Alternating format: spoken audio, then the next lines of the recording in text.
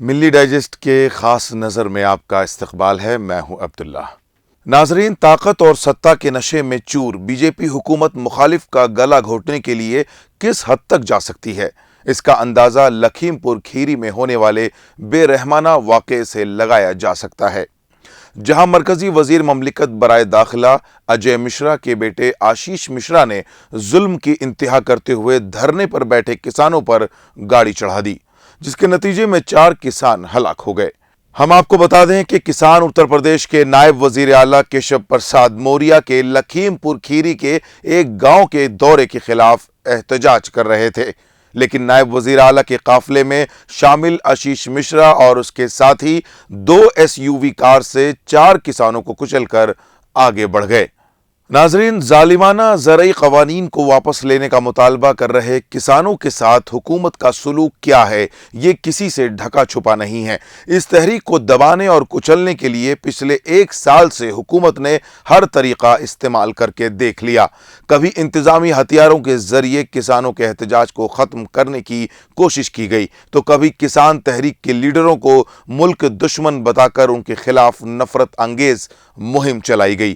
تحریک کو کمزور کرنے کے لیے الگ سے کسانوں کی تنظیم بنائی گئی، مسلسل تھکا دینے والی میٹنگیں کی گئیں، کبھی ٹول کٹ کا شوشہ چھوڑ کر کسانوں اور ان کے رہنماؤں کو ملک کا دشمن بتایا گیا، لیکن کسان اپنے مطالبات پر مسلسل ڈٹے ہوئے ہیں۔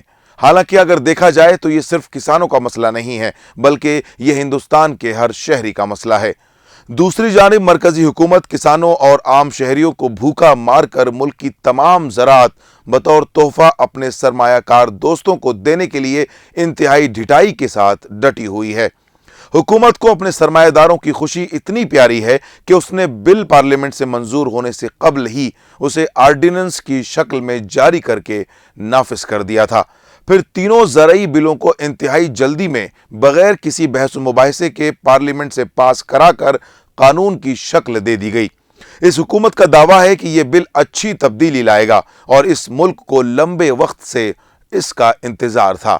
لیکن سوال یہ ہے کہ جن قوانین کو حکومت کسانوں کے حق میں بتا رہی ہے، کیا ان پر بحث کیا جانا ضروری نہیں تھا؟ تو پھر اس پر بحث کی اجازت کیوں نہیں دی گئی؟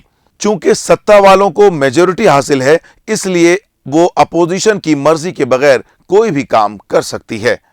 آئین کے مطابق زراعت ایک ریاستی موضوع ہے، اس لیے اس معاملے میں مل جل کر فیصلہ لینا چاہیے تھا، لیکن ایسا نہیں ہوا۔